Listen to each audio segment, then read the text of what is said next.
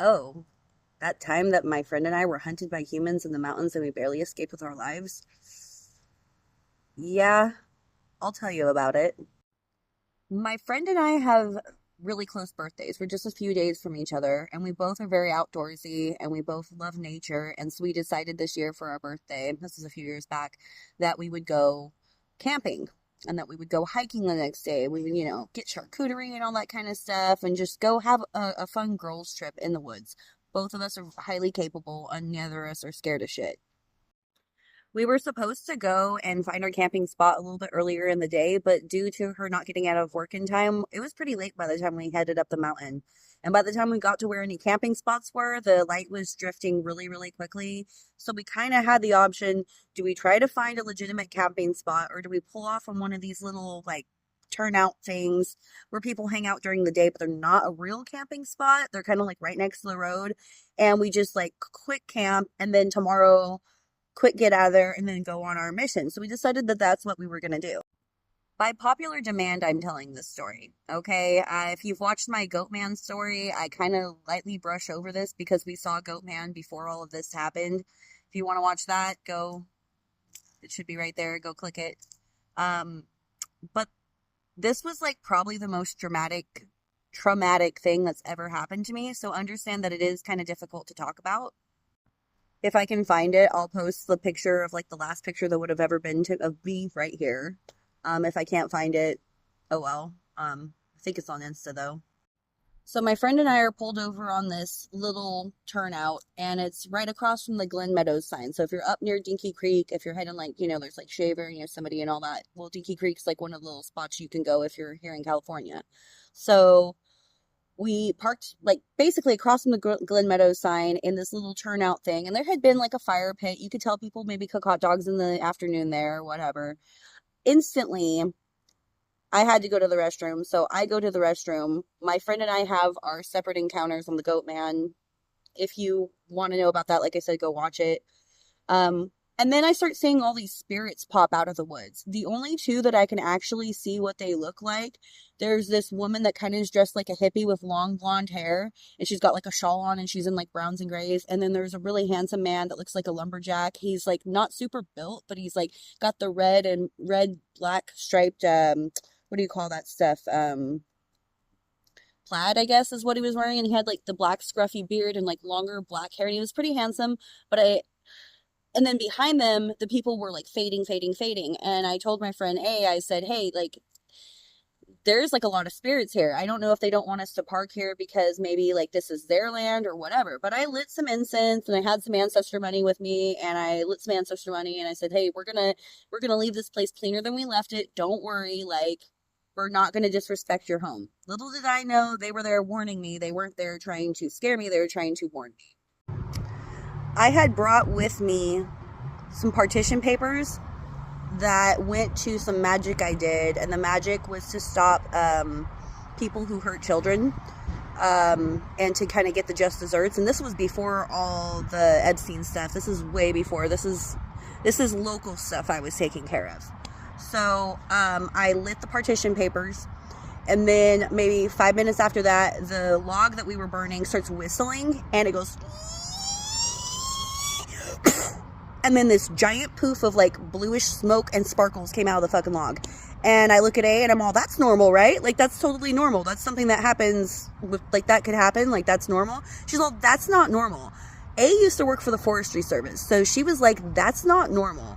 Where I'm a Pisces that's like real into the all weird and dreamy and this and that. She likes that stuff, but she's very, very calculated and very like facts and facts and facts. Not that I am not facts, but like, she's numbers and things, where I go off emotion. She goes off of like, what does the computer say or whatever, so for her to tell me, no, that's not normal, that doesn't happen like that, I was a little bit like, okay, well, what does this mean then? Because I had never seen that happen, and I had burned tons of partition papers leading before this.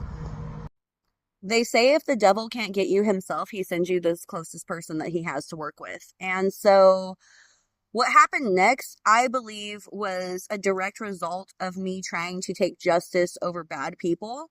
because it tried to send something negative to stop me, like directly freaking after. And my friend would go on to tell me that she believed that that was the connection of what happened too after everything happened. She didn't blame me in the moment, but she afterwards she said, "Hey, I do think that that had a correlation." Which it probably freaking did, honestly.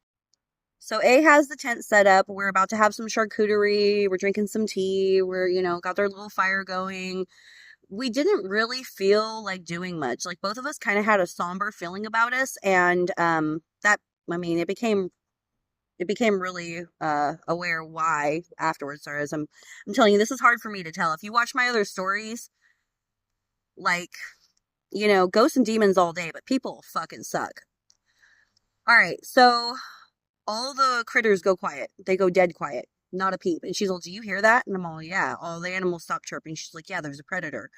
But I'm not afraid of like animal predators. And then all of a sudden from deeper in the woods, this car came, maybe within 100, 200 feet of our camp. And it parked. And somebody gets out, walks in front of the freaking headlights, and goes into our side of the woods. Then that car starts driving again. And when it just goes to pass me and A, it squeals its like tires and all the hair stands up on her. Cause like, why are you doing that? Why are you squealing your tires? You know what I mean? So we're sitting there and I keep seeing something flash and they keep saying something flash and they keep going like this with their hat because they want to see if maybe they've got like a reflected thing on their hat. And that's like what's doing it. I instinctually grab my big pokey thing, right? My big sharp thing. And I hold on to it. And I instantly get the vision of it going into my own chest. And I'm like, this ain't good. This ain't going to help me. This one's going to end up hurting me. Like, I'm going to get screwed by this stupid thing. And I look over and we see this light flashing in the corner.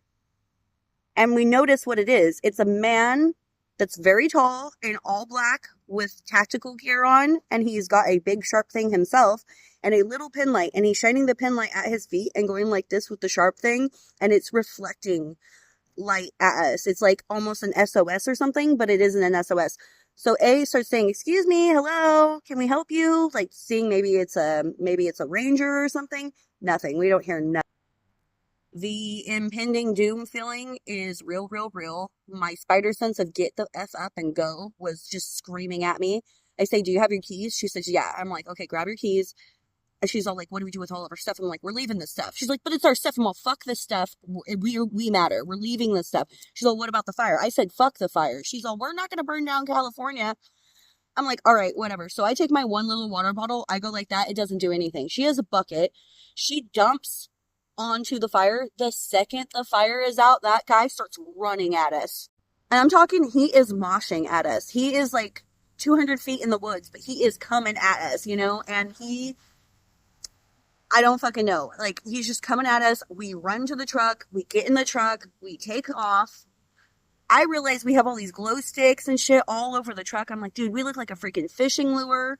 So we pull over on Cal Fire because I'm thinking at least at Cal Fire there might be like surveillance cameras so that if something happens to us while we're taking the shit off the truck, the surveillance is going to be like, "Oh, this is what happened to those two women." You know what I mean? So we stop there, we rip everything off, we go back down the hill, we end up there's this convenience store that if you go to the left, it's Dinky, if you go to the right, it's Shaver Lake, and if you're right there, it doesn't have gas or anything, it just sells ice and like beer or whatever, right?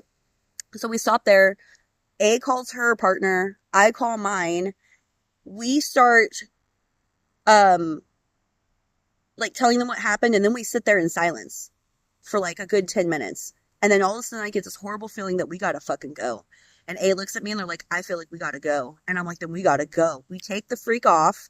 And almost instantly, when we're going down this last little turn, before you're just in the mountains on your descent down the hill, we see the headlights from the car.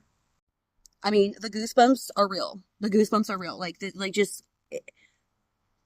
I tried to smoke my weight in things to try to sleep for months after this. It was so horrible. If you've ever seen The Terminator, that scene where the cop is running after the car, that's what that guy looked like when he was coming at us, and I couldn't get it out of my mind. They did not stop chasing us till we were way in the valley. There is a roundabout where you are in the valley of the valley of the valley. And if you keep going straight, it's my town. If you go to the left, there's like an A&W root beer. If you go to the right, there's Mono and Casino. And behind us is the mountains. And that car did not stop till we made it to the roundabout. And then they turned around and they went the other way. It's like we were out of their hunting range at that point or something. Absolutely terrifying. Absolutely terrifying. I can't even.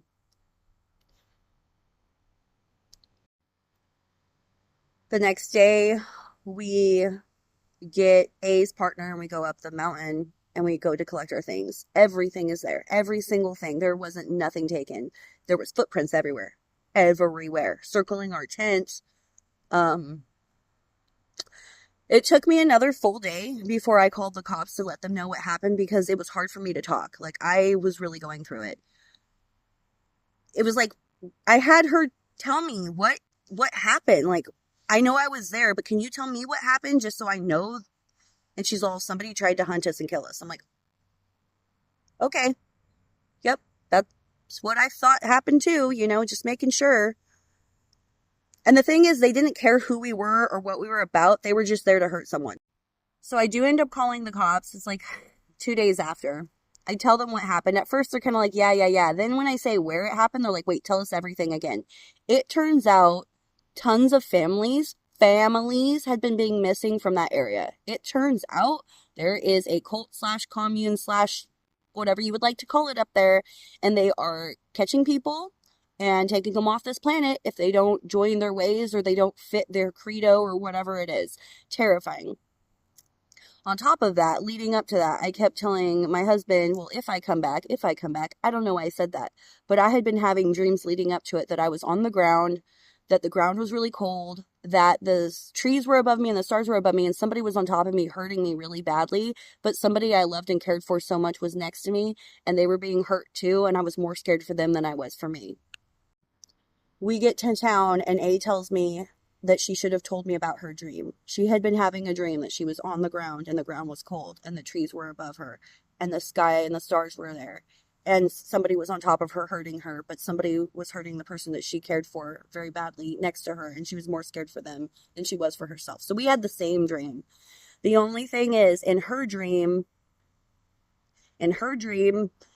she lives 4 days, and I only live 3 because I keep trying to get us free, and I keep trying to, find a way to set us free.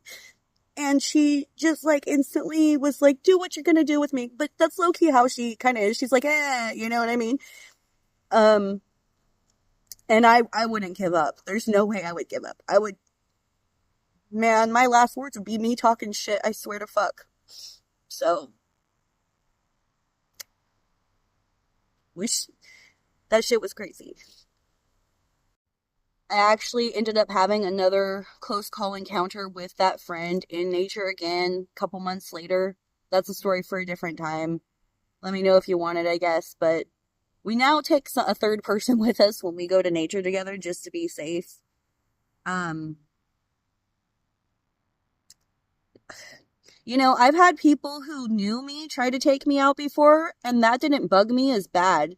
Because it's like, if you know me and you still want to try to do something, then I guess, you know what I mean? That's the relationship we got or whatever, but to not know somebody at all, to not know if they're good or bad, or if they're there to help or hurt, or if you got something in common or not, and you're just going to take something from them that can never be replaced. I still think about that, I have not been camping in the woods since that happened.